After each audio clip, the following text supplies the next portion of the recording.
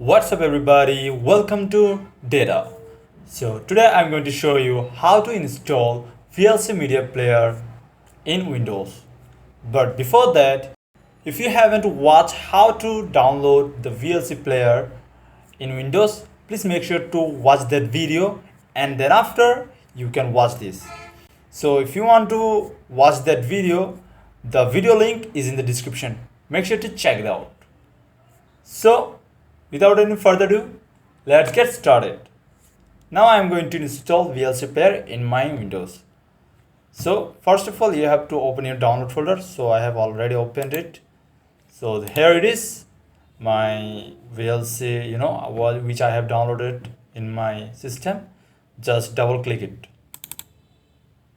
And then there you can see the administration confirmation. I don't think this will record in screen, but you will find it when you double click on the software.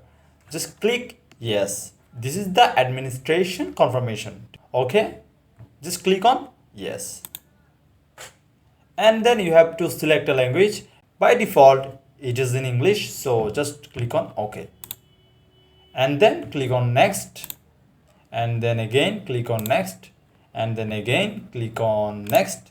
And then click on install. VLC media player is installing with everything, with all types of file. I think it will take time.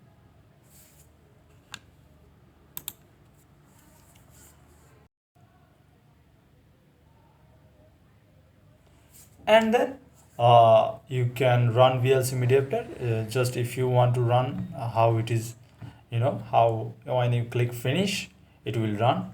Click on finish, and then you can see the VLC player just opened. This is how you can install VLC media player in Windows. Thanks for watching, and I will catch you guys in the next one.